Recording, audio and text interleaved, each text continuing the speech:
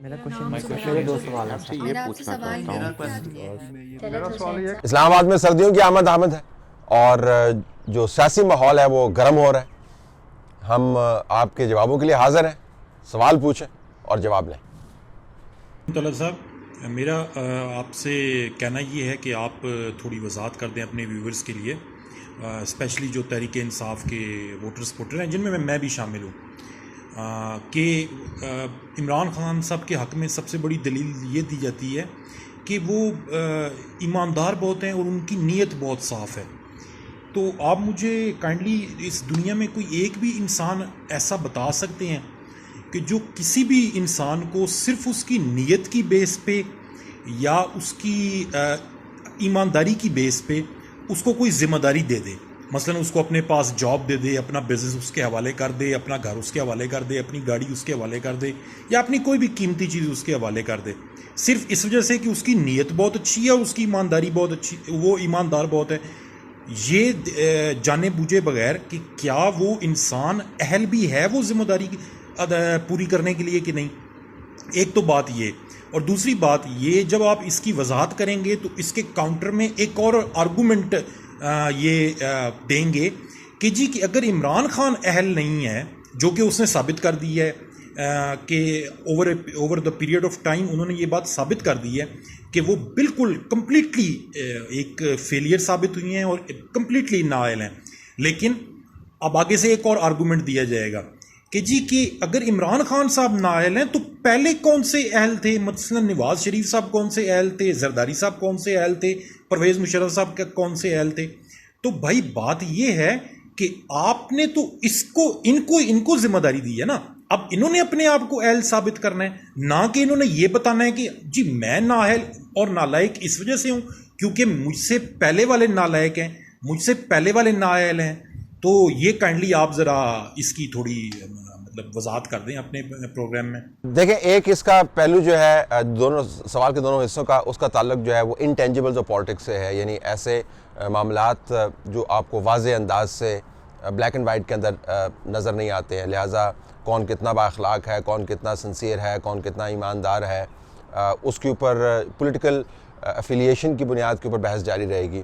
آپ بے شک منطق استعمال کرتے رہیں، اگر آپ کسی کی سیاسی محبت کے اندر مبتلا ہیں تو آپ وہ آرگومنٹ جو اس گرے ایریا کے اندر پڑتا ہے اس کو آپ قبول نہیں کریں گے اور اپنا آرگومنٹ پش کریں گے کہ ہمارا جو ہمارا بابا ہے وہ ایماندار بابا ہے. مطلب آپ نے یہ آرگومنٹ سنتے رہیں گے، اور جو آپ کا بابا ہے وہ خراب بابا ہے. مطلب آپ اس قسم کا آرگومنٹ سنیں گے.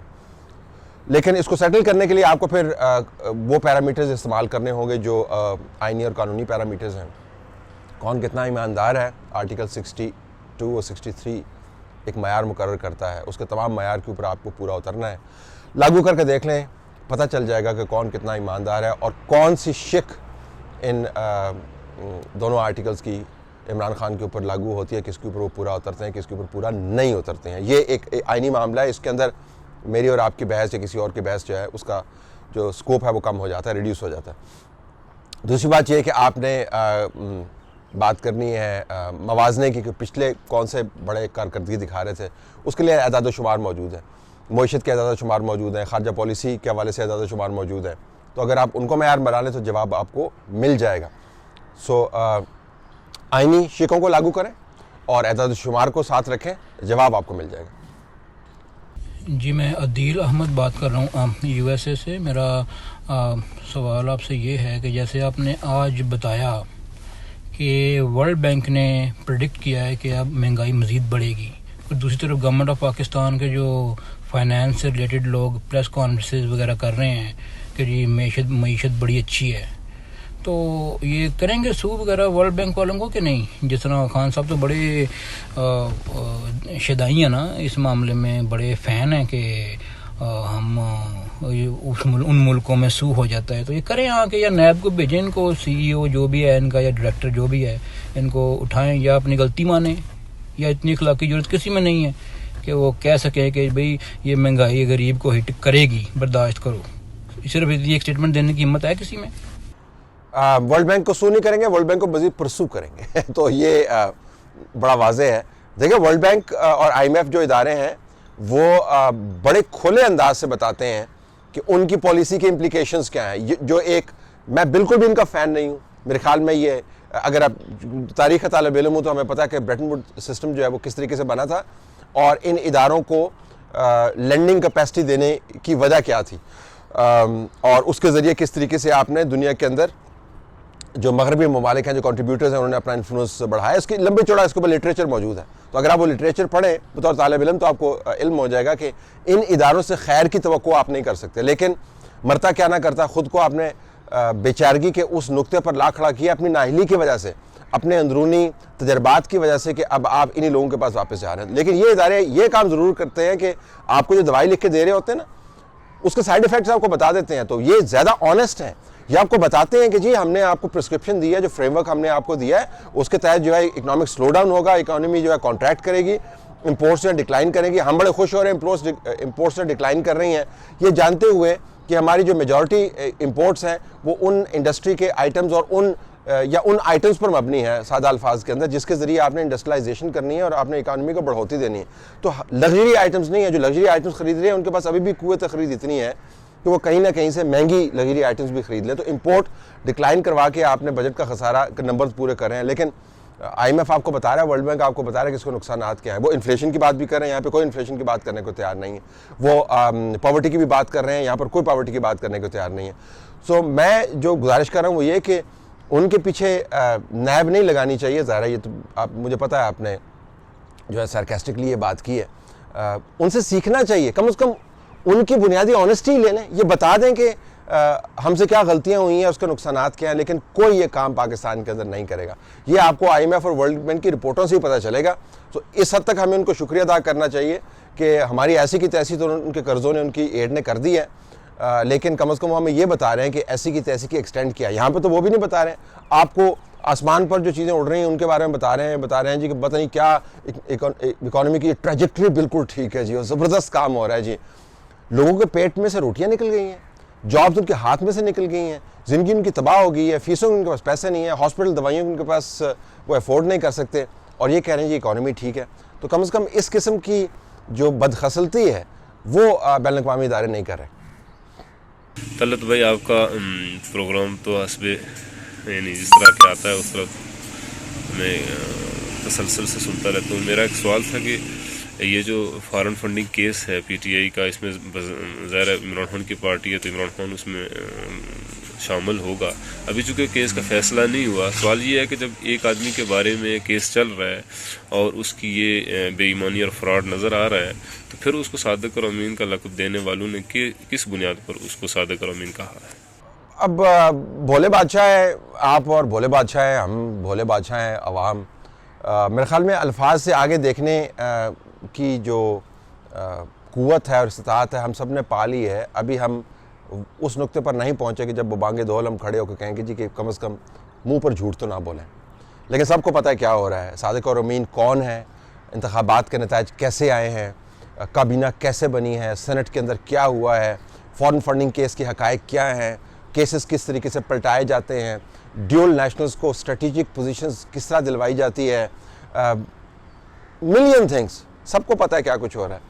صرف اب اگلا درجہ آنا باقی ہے جہاں پر لوگ کھڑے ہو کے سڑکوں پر کہیں گے جی کہ آپ ہم سے دن دہاڑے یہ فراڈ نہیں کر سکتے. صادق اور امین جن لوگوں نے قرار دیا ہے ان میں سے تو مجھے ایک دو آج کل نظر ہی نہیں آ رہے. بار بار ثاقب نثار صاحب میرے ذہن میں آتے ہیں, پتہ نہیں کدھر گئے ہیں وہ ڈیم کے اوپر انہوں نے پہرا دینا تھا, انہوں نے فنڈ اکٹھا کرنا تھا, اور انہوں نے فری لیگل ایڈ, یاد ہے نا آپ کو, فری لیگل ایڈ بھی آپ کو لے کے دینی تھی. ذرا تلاش تو کریں وہ کام پر ہے, تلاش تو کریں کہ ریٹائرمنٹ کے بعد ان کے بچوں کے اوپر کتنی مصیبت آئی ہے. جو $2,000 کے شوز اور $3,000 کے پرس پکڑ کے تصویریں کھنچائی جاتی تھیں, وہ کدھر سے پیسہ آ رہا ہے. ثاقب نثار صاحب کو تلاش کریں, اور جن ججز نے یہ خطاب دیا ہے ان سے پوچھنا پڑے گا جی کہ کس کھاتے میں آپ نے دیا ہے. لیکن جو حقیقت ہے وہ آشکارا ہے آپ پر بھی اور ہم پر بھی. جی طلعت صاحب بھائی جان, مجھے ایک بات بتائیں جناب, آپ سے پوچھنی تھی. آپ لوگوں نے آپ نے بھائی جان کیا غریبوں کا ٹھیکہ لے لیا ہے؟ کیا آپ کو غریبوں کا درد محسوس ہوتا ہے؟ آپ بھی انہوں نے اینکروں کی طرح بن جائیں کہ جو یہ کہہ رہے ہیں کہ پاکستان میں حالات بالکل ٹھیک ہیں جی, واہ جی واہ, وزیر اعظم نے عوام کا سر فخر سے بلند کر دیا ہے. اور آپ کیوں ایسی نیگیٹو رپورٹنگ کرتے ہیں سر؟ غریبوں کو مرنے دیں، ان کے حال پہ چھوڑ دیں. میں خود ایک ڈرائیور ہوں، لیکن جو مرنا ہمارا دو بار کیا ہوا ہے، جینا دو بار کیا ہوا ہے، آپ ہم کو ہمارے حال پہ چھوڑ دیں. آپ غریبوں کے لیے آواز نہ اٹھائیں جناب. ان کو یہ نظر نہیں آتا، ان کو یہ نظر آتا ہے سعودیہ اور ایران کے کیا مسئلے ہیں، ان کو یہ نہیں نظر آتا پاکستان میں غریبوں کے کیا مسئلے ہیں. آپ پلیز اس پہ کوئی روشنی ڈالیں. بہت شکریہ جی. لوگ مجھے سمجھ ہے کہ آپ کیا بات کر رہے ہیں. آئی وش کہ میں واقعتاً تمام جو جینون مسائل ہیں عوام کے اس کا احاطہ کر پڑتا. آئی وش کہ میرے پاس ایسے پلیٹ فارم ہوں جس کے اوپر جو حقیقی عوام ہے ان کے ایشوز کو میں ہائی لائٹ کر پاؤں. اس وجہ سے نہیں کہ میں بہت زیادہ مجھے شوق ہے اس قسم کے کام کرنے کا. یہ میں آپ کو بتا دوں کہ جو بدترین مسائل کی رپورٹنگ کی کوریج ہے وہ ایک شدید قسم کے نفسیاتی دباؤ کے اندر کنورٹ ہو جاتی ہے. جو لوگ مشکل سے گزر رہے ہوتے ہیں ان کے اوپر جو دباؤ ہے وہ تو ہوتا ہی ہے، اور اس کو تو آپ تبھی جان سکتے ہیں جب آپ خود سفر کر رہے ہوتے ہیں. لیکن اس کے اوپر رپورٹ کرنا جو ہے، اور یہ میں نے دیکھا ہے جب فلڈز کے اندر رپورٹ کی، جب زلزلوں میں رپورٹ کی، جب فیلڈ کے اندر جب بھی آپ رپورٹ کرتے ہیں آپ کے پاس ایسی ایسی کہانیاں آتی ہیں، آپ کا دل دہل جاتا ہے. تو یہ تو 1% بھی نہیں ہے جو ہم کر رہے ہیں. تو آئی وش کہ ہم 99% یہ کر پاتے. باقی رہی اینکروں کی طرح بننے کی اینڈ آل دیٹ، تو میں تو ایک صحافی ہوں جو کبھی اینکر کے رول میں ہے اور کبھی فیلڈ رپورٹر کے رول میں ہے، کبھی تجزیہ نگار کے رول میں ہے، اور میرے سامنے جو ایشوز آئیں گے وہ میں اس کو ٹیک اپ کروں گا. لیکن مجھے سمجھ ہے کہ آپ کیا بات کر رہے ہیں.